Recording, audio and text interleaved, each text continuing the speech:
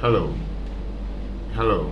In this video, we are going to look at another biasing technique, which is how we improve the voltage divider method with an emitter resistor.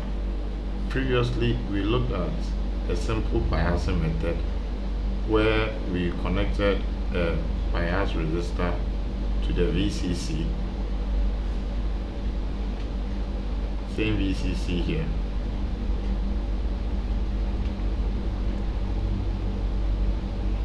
And this resistor drew some current into the base to bias the transistor.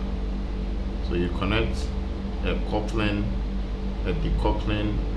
capacitor to separate or to prevent the current from going through your source rather than going to the base.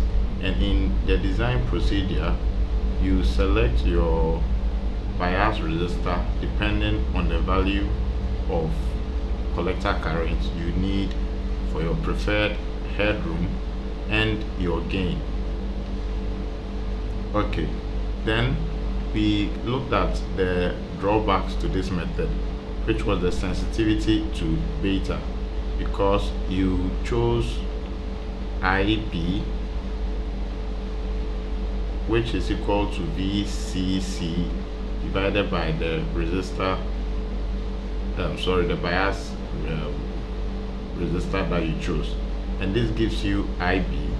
And if your IC strictly depends on this configuration and beta to get IC, so IC will then be equal to beta VCC over RB.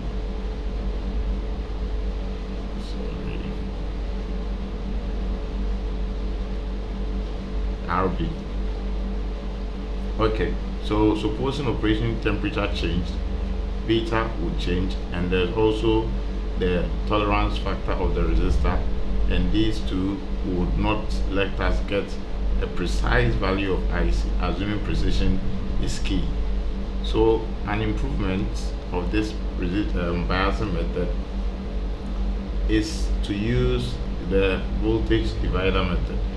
So I have my input voltage, I decouple it to the capacitor, then to my VCC,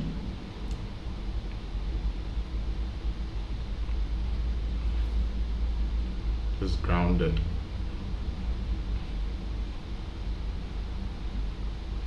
So these two are the same potential, all connected to the VCC. So same VCC. And the collector resistor with the emitter grounded, and the output is taken from this node. Okay, so I have resistor 1 and resistor 2, and they are supposed to create a voltage divider. So supposing my VC is 5 volts, the two resistors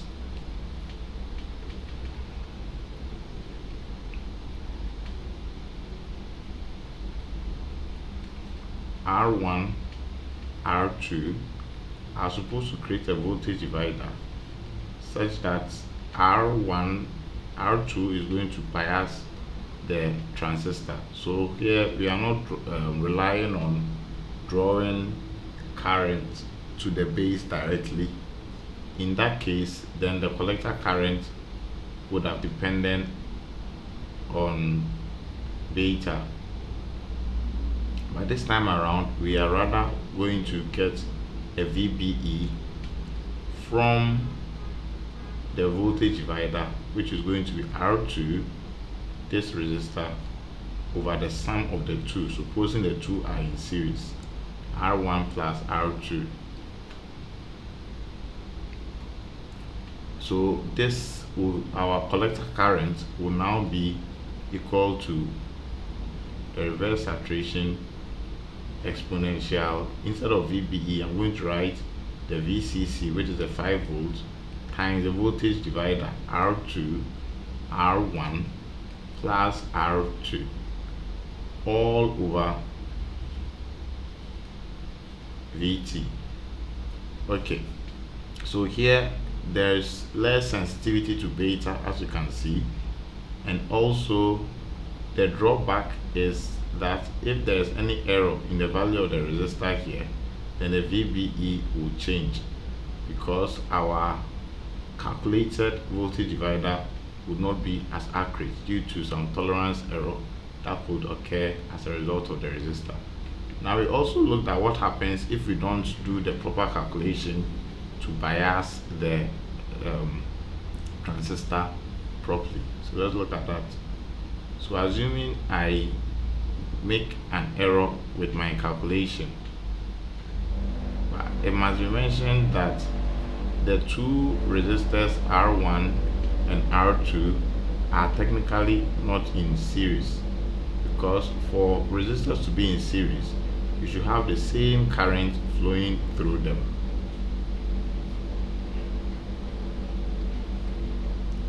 And because they are not technically in series, we can approximate them to be in series by creating a condition where the current, let's call this I divider, the current in the divider branch is far greater than the current that is going to flow through IB. So supposing I want my collector current to be equal to 2 milliamperes to help me get my preferred gain and transconductance, because transconductance G is given as IC over VT, and of course is the transconductance that I will use in calculating my small signal gain. So this is the gain, and I have my GMRC. So depending on the value of gain that I want, I set a collector current value. So assuming the collector current value that I prefer is 2 milliamperes, then the condition is the current flowing through the divider branch should be at least 10 times greater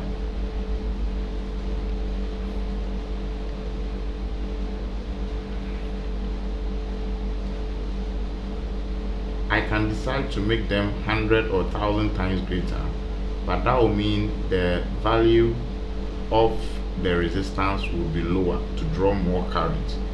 And we know from previous videos, the lower the resistance, so the lower the bias resistance,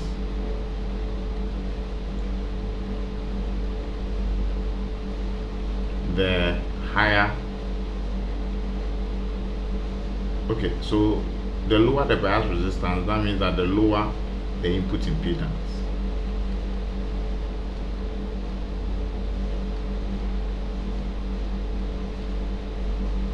Okay, so the two resistance is going to be a parallel combination with the original input resistance, and if these two resistance have a low value, then the new input resistance will be low. So if you want to set this current to be 10 times greater than the current flowing through the base, in that instance you might get reasonable resistance to create some reasonable input impedance for the signal coming in to enter. Okay, so how do we proceed in the current in the divider branch? So knowing your expected IC to be 2 milliamperes, you want your expected IB to be 2 milliamperes divided by beta, which we have to be 200 for the 2N222 transistor. So I will choose the sum of my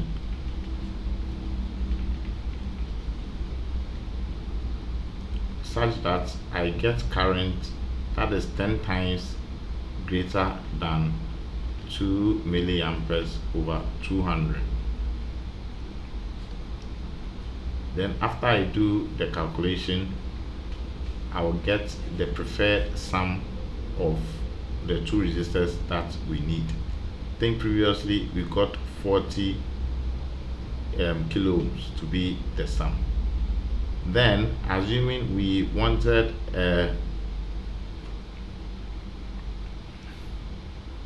VBE of 0.65, then we use voltage divider. So we have R1, R2, with the sum of the two being 40k.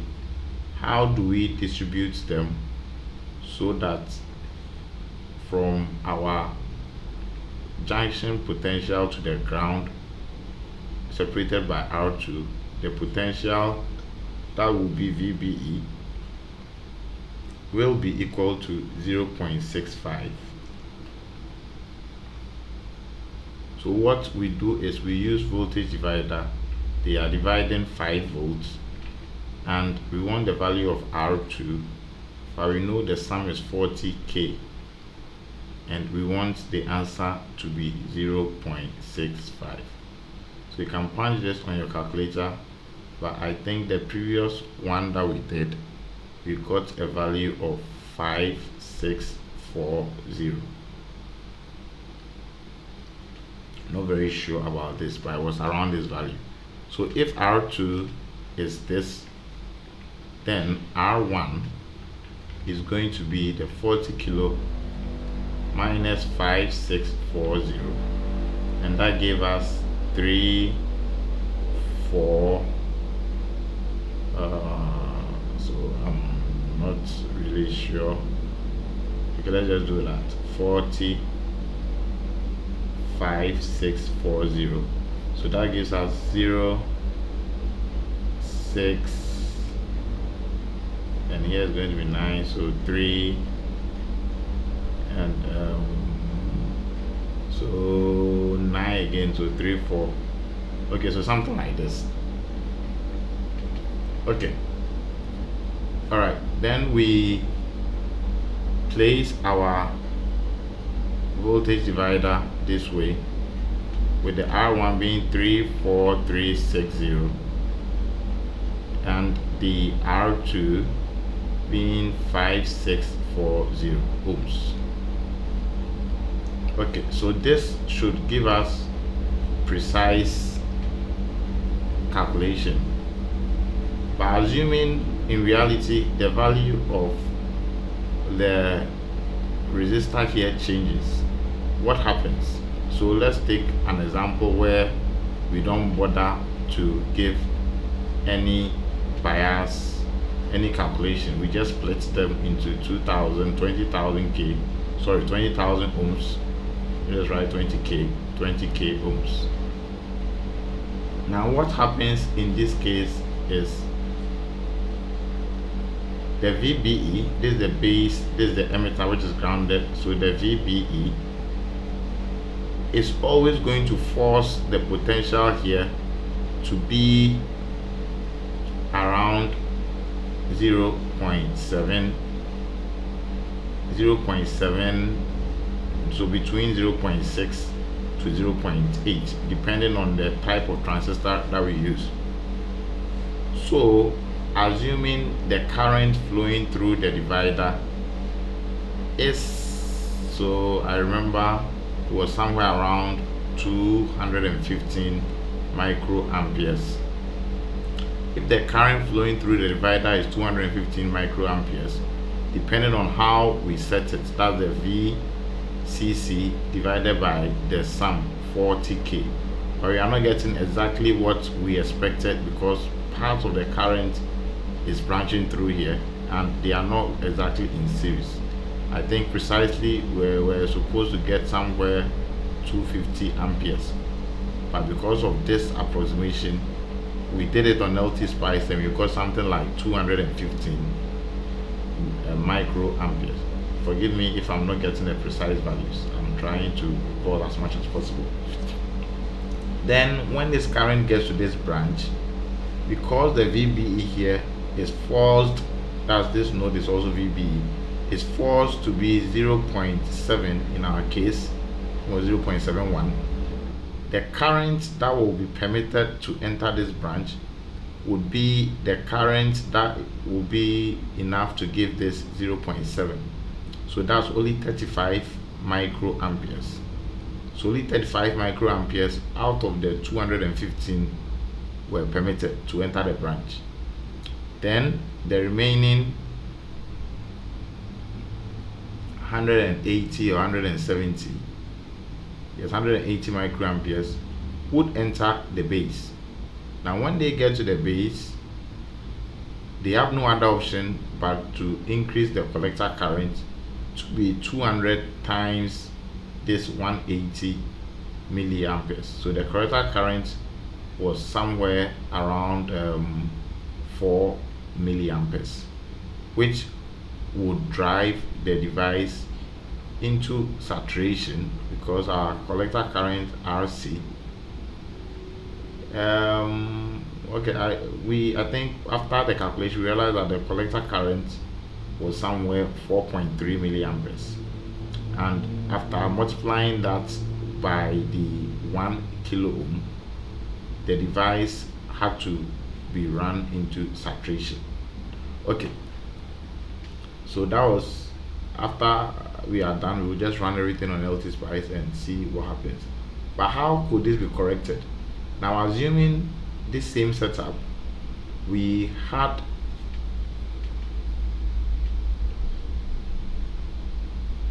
a resistor, and this is very important. So this is a new idea here.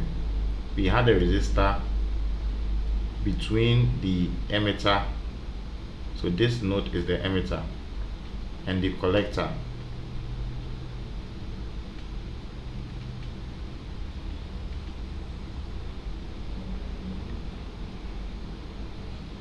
This is the base, this is the emitter, this is the VBE. So the VBE this time is going to be the voltage of the base, take away the voltage of the emitter. Remember, the emitter voltage is no longer grounded. The emitter voltage is going to be what is here. Okay, now what will happen here is, if there is an error in the voltage here as a result of wrong values of resistor used, when the current gets here, part of the current large enough will flow through the base, and the remaining part will flow through this side, and that will cause large collector current as we expect. But the large collector current, when it gets to the emitter, because of the resistor here, the emitter's voltage will rise. So we will have some sort of ICRE. Of course, it should be emitter voltage, emitter current, but we can ignore that. Emitter current is equal to the collector current plus the small current coming from the base. So approximately you can say it's equal to the collector current times the emitter current, and this will raise the voltage here to a particular potential. So in this case, if this voltage here is allowed to rise above 0.7, 0.8, now because of the emitter resistor, the emitter voltage will also rise. So what happens is, when assuming the first error that we chose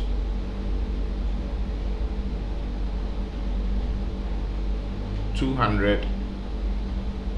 we have 215 microamperes coming in. Then instead of allowing only 35 microamperes to stick this on 0.7, it will allow almost all the 200. Let's say, okay, let's build and see what will happen. Okay, so now let's build on LTspice. So I will start by choosing my components, and I place my transistor here. So I'm going to choose the preferred transistor. Then I have my voltage source simulating the microphone, voltage source for VCC. Then I place my resistors, one for okay, then I place another resistor for emitter and one for the collector. So let's see what happens here. So I wire them up,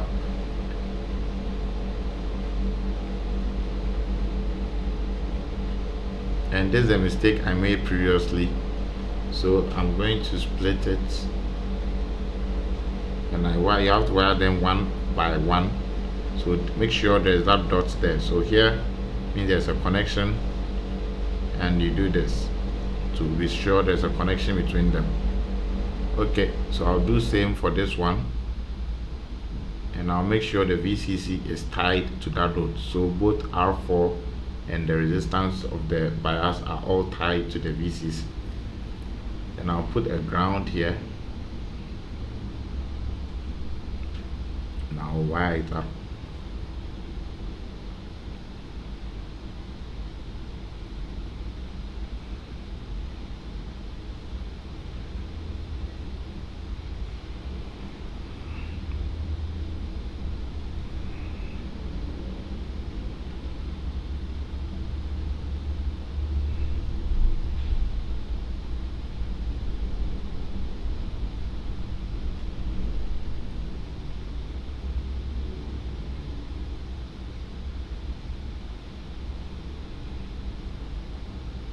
Okay, so let's give some values. So I'm going to give wrong values, 20,000 to 20k.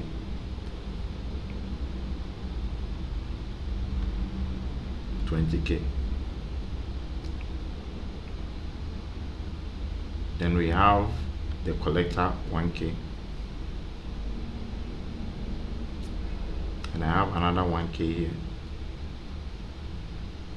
No, sorry, so usually we'll choose half of that. Okay, so for now I'm going to short circuit the emitter resistor, then later I'll release it to see the difference it creates. Okay, everything is set apart from our microphone. So the value of the microphone, we use a sinusoidal, then we use 10 milli, 1 kilohertz. You have 5 volts for the VCC, and we should be set 10 milliseconds runtime. We run and we see what happens. Okay, so clearly we are not getting, so we are taking current from this node here, and we are getting swings of 0.00000. So let's analyze and see what is wrong with our circuit. Now when the current flowing through this branch, the current is 250 milliamperes. Okay, we are getting exactly 250 milliamperes, so probably it means nothing is going through here. Then the current going through, okay, sorry, so here so what happened is that we have 250, okay, so we have 250 amperes flowing through this branch, but when we check this branch, there was no current flowing through it. So this is how to do proper troubleshooting. It means where did the current go? 250 got to this node. Kirchhoff says that the current has to branch somewhere. So here there's nothing here. Let's check what came here.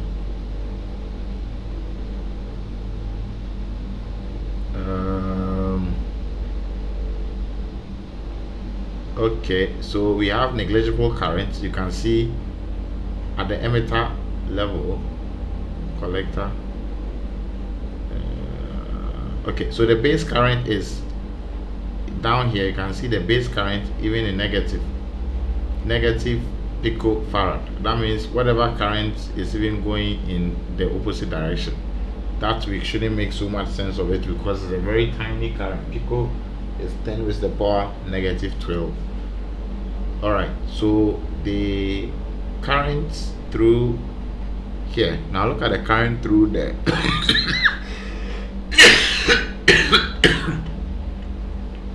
the current through the source. That's a 250 microfarad. Copy this here.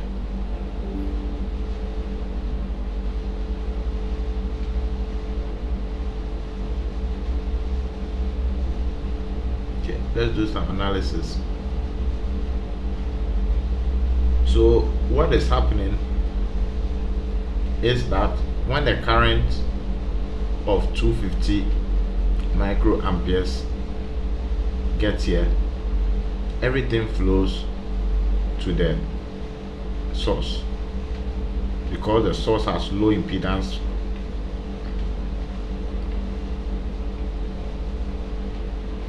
Okay, rather than going here as we expected. So how do we correct that? You have to place a capacitor there. So you are going to place a capacitor by pressing C, and I rotate it, and I'm going to use 2 micro.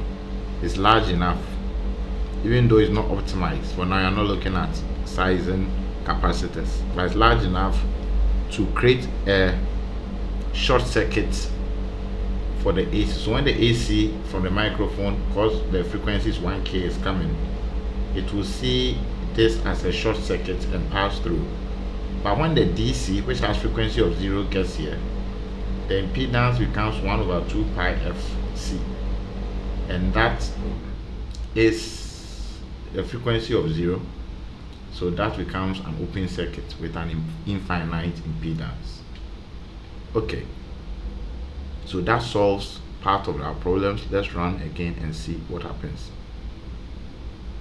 Okay, so alright, so now we are not seeing the expected results, so we go back to the circuit to troubleshoot and see why we are seeing this kind of results. So I go back to my circuit and look at the current flowing through each branch. So when I put my cursor here, this time the current is 214. That means in doing the calculation, the series connection R1, okay, so this is what it means. It means that in doing the calculation for the current, it was no longer a clean VCC over R1 plus R2, but rather VCC over R1 plus R2 in parallel with the impedance of the transistor. So this sort of lowered the value because the impedance of the transistor was less than so if we lowered it, we would have got more current anyway, probably. So that's what we had anyway. No need to make so much about that. Okay, so that tells us at least we know the reason why we are not getting the required current as we expected, because there are a lot of things in play here. R1 and R2 are not directly in series in this case. Okay, so we take it as it is. The current given is 214 microamperes. So when the 240 microamperes gets here, how much of that goes into this branch? Only 35 microamperes. Then the base current takes the remaining 179.7 microamperes. Why are we getting, so I'm taking the readings from down here, I hope you can see them. So why do we have only 35 microamperes flowing through this branch? Now remember, as it stands, this does not exist, it has been short circuited, so the emitter is grounded. When the current is moving through the emitter, it wouldn't go through R3, it will take this path and be grounded. Okay, So because of that, then the base emitter junction has to be forced, because it cannot go beyond 0.8. The current will be abnormally high, so it has to be forced to be a particular value, in this case 702 millivolts, taking the reading from down here whenever I put it there. 702 millivolts, as the node 004 says. So in that case, it means the current that's allowed to move to this branch should be current that would raise this voltage to 702 millivolts.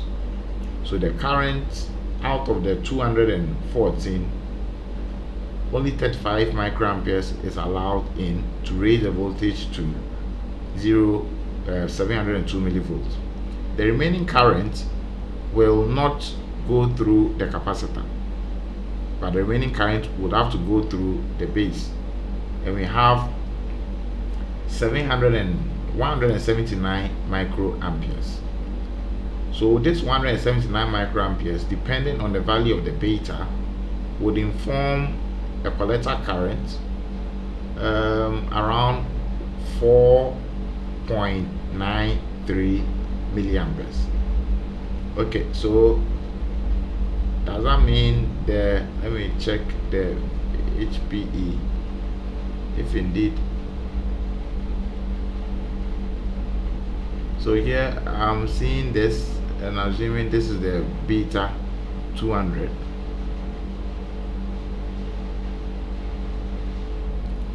Okay, so we can just do the calculation and see what's actually happening here.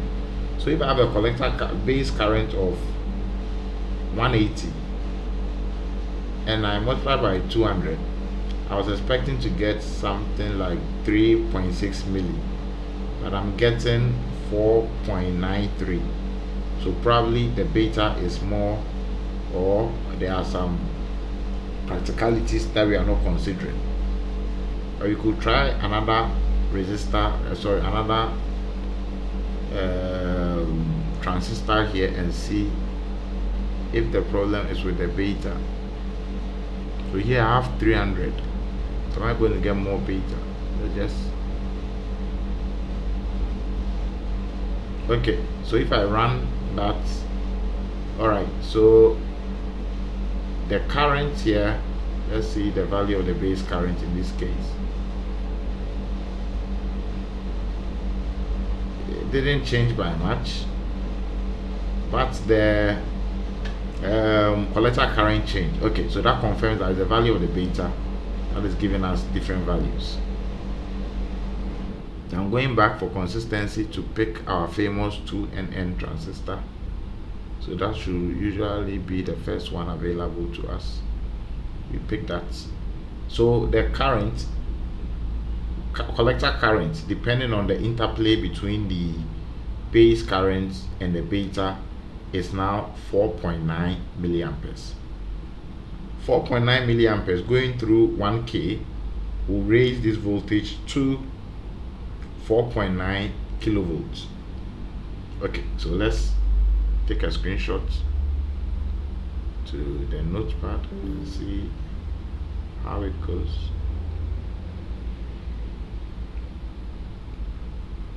Okay, all right, so we have seen that the current here is 215 microamperes, and out of that only 35 microamperes is allowed here to keep this VBE, because this is grounded. Let me say grounded, to keep this VBE at 702 millivolts, so something approximately 700 millivolts. You don't have to be that precise. So the rest of the current, which is approximately 180 milliamperes, go through the base, and depending on the interplay between the beta, the base, and the collector current, we have, okay, we actually had 4.9 milliamperes.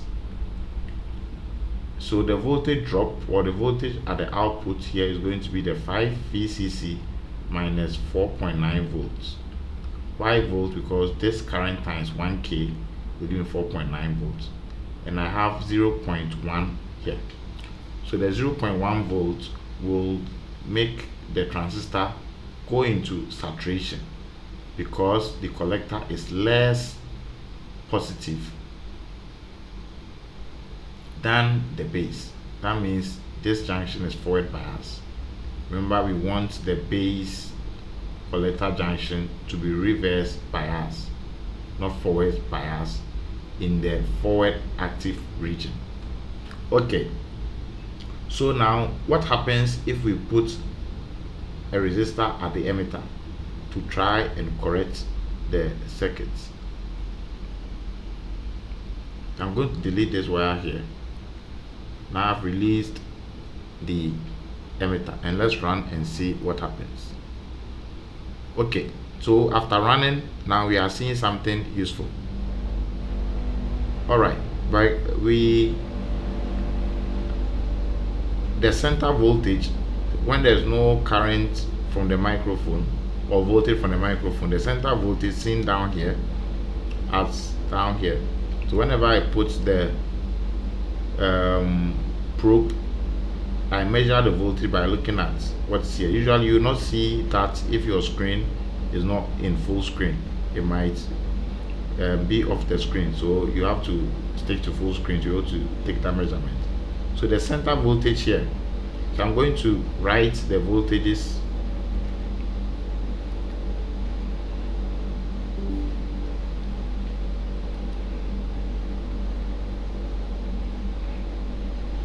Okay, so the center voltage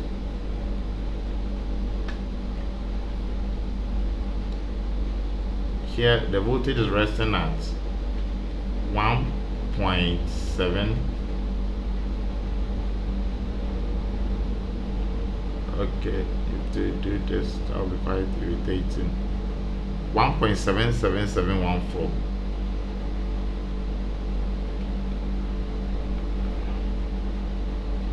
So 1.77714.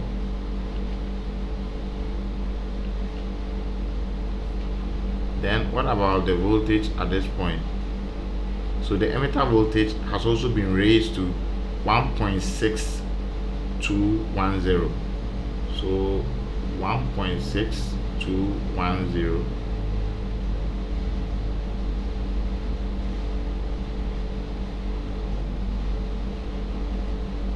Give it a second.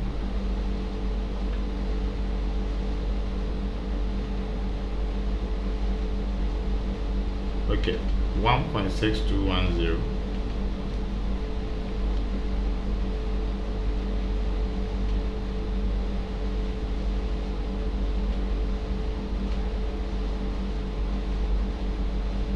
All right.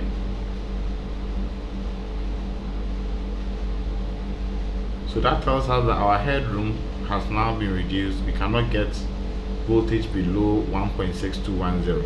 So you can see that here, that our headroom, even though here is okay, you couldn't have dropped below 1.6210. So one disadvantage is the headroom is reduced. Okay, then we see what happens at this node. So what's the voltage at this node?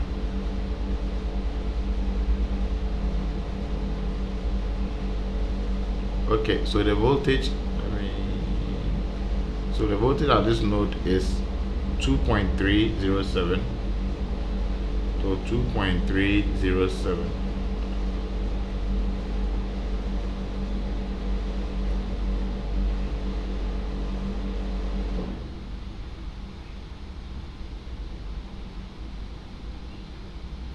So you have 2.307 here. 2.307. Then what about the voltage? What other voltage do we need? I think at least that's all. We can write them. We have 214 coming here. We had 35 milliamperes. They have approximately 180, all in micro amperes. All right, so how is this useful to us? So let's try and analyze what happened. So the current forced the voltage here, sorry, the current in the base forced the current in the collector to be equal to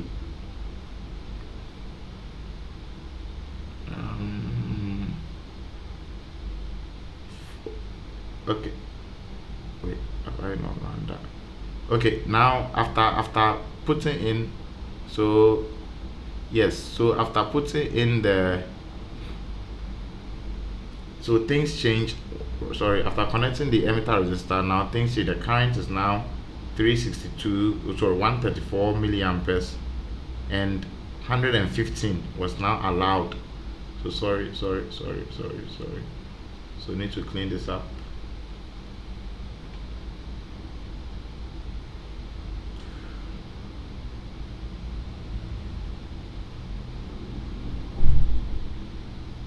Okay, eraser. Okay.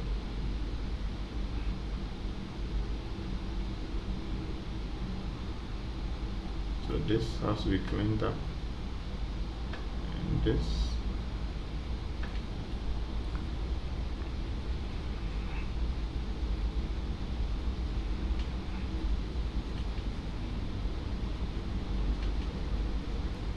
Okay, so with the emitter, now things change, the play changes a little.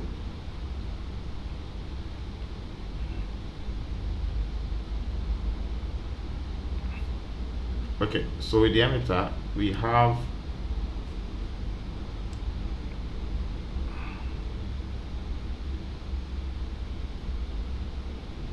okay, that's fine. So with the emitter interplay, now we have 134.6 millivolts coming here.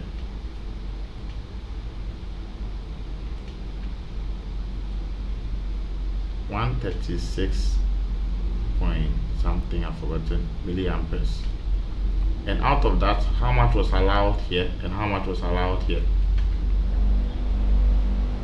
So 115 milliamperes. Then how much was allowed to get into the base?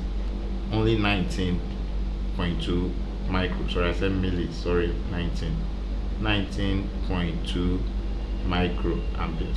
Okay, so now what do we see here? We see that the base emitter junction is no longer forcing this node to be on 35, to have 35 micro. It's now giving it the freedom. Why? Because the voltage here is not necessarily the base emitter voltage. Now the voltage is only the base voltage, and the base emitter junction is fine with that because it knows that the emitter voltage will also be raised to subtract from the base voltage to get the required base emitter voltage. If it wasn't this emitter voltage's ability to raise, then the base emitter voltage will not allow this voltage here to go beyond 0.7 or 0.8. Now we can see if we take this value here away from what we had, let me check that again, 2.3 to 2.3 volts. So the base emitter voltage is going to be 2.3 volts. Take away 1.6, and that is approximately 0.7. So I know there were other decimals that I ignored. Okay, so now we are beginning to understand how the transistor behaves with the help of the emitter resistance. So now the emitter resistance helps to create a negative feedback, even though we didn't really get precise calculation in our bias point. So now let's do and see actually the gain by taking away the 1.77714. That's the centered voltage at the output when there is no input, to see the actual swing small changes in the output. So minus 1.7774, 1.7774, 14 was 14. It was 14. 1.77714. Okay. So now you see the voltage swing from plus or minus 10 millivolts. We have about almost twice the swing, almost, not exactly. So we know from theory that when you put an emitter degenerator or emitter resistor, the gain now reduces to approximately RC over RE, and that's exactly what we are getting. So let's reduce the value of the emitter and see what happens. So 200, and we run. So now our headroom is limiting us. Okay, no, sorry, I subtracted the wrong centered voltage. So the centered voltage should be 0.9157.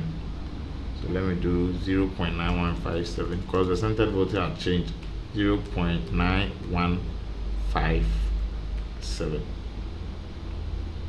and let's run and see. Okay, so the device is running into saturation in this case, probably. So let's take the currents. So we have 773. So we troubleshoot to see what happened. So first we have 173 microamperes coming in, then we have 76 going in here. So the voltage is 1.73, and the voltage here too is 800. So that means you have the emitter, but still we have the current going through being 96, and the current is increased. So it means that the emitter degeneration was not enough to help it out. But let's assume we did the system good, because this is trying to give some negative feedback, some corrective measures. But if the error is too much, then it's difficult to correct. So at least it tried correcting, but the error was just too much. So now let's try and give the actual values that we calculated. So we had 34540. I'm not sure, but I don't have to be so precise because we have the emitter resistor to help in the correction. And here we have 5640. Forgive me if I got the values wrong. Okay, so let's see. Yes, so you see now the 200 is enough to give the correction, because the error in the biasing resistors are now minimum if there is any error at all. So let's take, so we have the node voltage being 693 millivolts. So forgive me if this video is quite longer, so slightly. So we have the base emitter voltage being 690, take away the 660, so roughly 630, and that's what the transistor wants in this moment of time. So that's fine. The power dissipation too, we can pay attention to that later on. And so this is where I read the power dissipation. Okay, so we have the collector being in microamperes, and that's fine. So now let's look at our voltage swing. So the centered voltage is 4.662. So 4.662, take that away from this, and let's see if our gain increased. Minus 4.662. Okay, yeah, so our gain increased to almost times 3, almost times 3, because now I'm getting almost 30. So let's put our input to here and see. So you see, this is our input signal and this is our output signal. Now this is better because when the operating temperature increases or the resistance value are affected either by the temperature or the tolerance value, there are good correctives. So let's say resistor falls to 200 and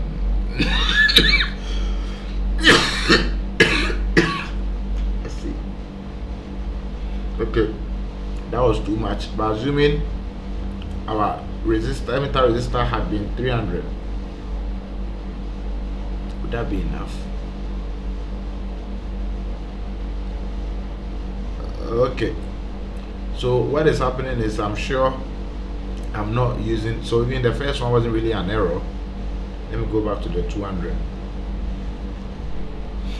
Just that the center voltage changed. So this time around, the voltage here is now 4.864. So 4.864. So the center voltage is 4.864.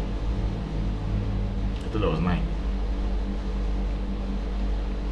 Yeah, so you see, when the resistor's value changed, we didn't really have much of an effect in our system. Just that the gain probably reduced slightly, but the corrective mechanism actually worked. So this gives us the advantages of the emitter degeneration with the voltage divider with emitter degeneration. But of course, we know the drawback is that the voltage gain has reduced. But what if I want to correct that one too, and I put, so what I'm going to do is I'm going to short circuit the, of course we know this won't work well. Let's just see. I could have checked this 4.6. Let me just do that. So 4.671. So let me take away 4 so that you see only the swing. 4.671. 4.671. Okay. Okay, this wasn't bad. At least I have the gain because the emitter degeneration is not available. But you know, we need the emitter degeneration for better correction. So assuming we put okay, so if you want to see how bad it is, let me just not be so fair. So let's go back to 2000 here and run. So we see how bad it can be when the center is 4.999999.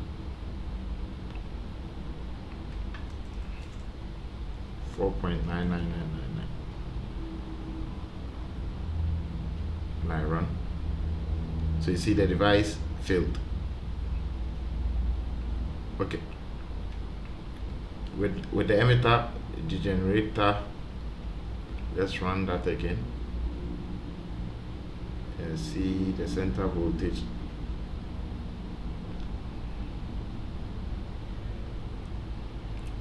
Okay, so that's once again too much correction to be done. Alright, so let's go back to what actually worked and see how we can improve. The point has been proven that the emitter degenerator improves stability. So previously we had 5640,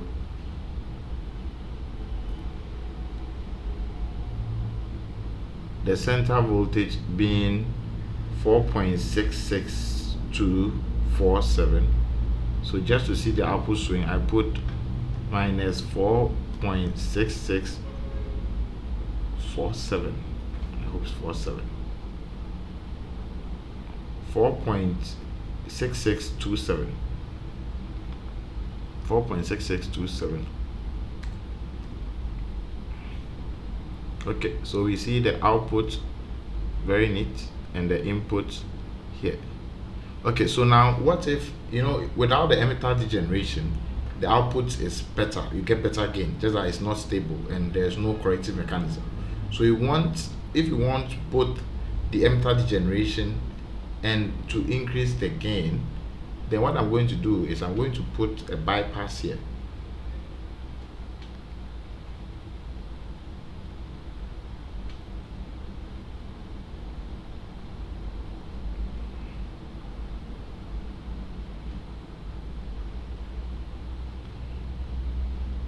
And the value of the capacitor is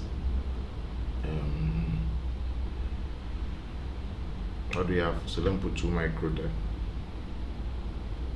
So now what happens is when DC signal is coming in, DC signal will see this as an open circuit, it will not pass there, and will go through with the emitter degeneration. But when the AC signal comes in, the AC signal will see this as a short circuit and pass through, and the AC signal will not see the degeneration. So this is a nice play, and we get better gain. So now you see, without this, with this, the gain improves to almost times 8, but previously the gain was around times 2.5. So this is a trick by using a capacitor bypass to bypass the emitter degeneration to only AC signal, and the amplification is only interested in the AC signal. So it's only my microphone that I want to be amplified, not the DC bias. I'm not interested in that. So this is an intelligent way of doing that. So now the major drawback of this technique is it has too many resistors, and in building an actual integrated circuit, you want to limit the component as much as possible, because there are going to be a lot of resistors, a lot of transistors, and if each of them are going to be biased this way, that's a challenge. So we look at what is really practical for integrated circuit, which is called a self-biasing, in the next video. This one has been long enough, and that one looks somehow like this. We just put a transistor in that way, and we'll see what happens. Okay, so until then, goodbye.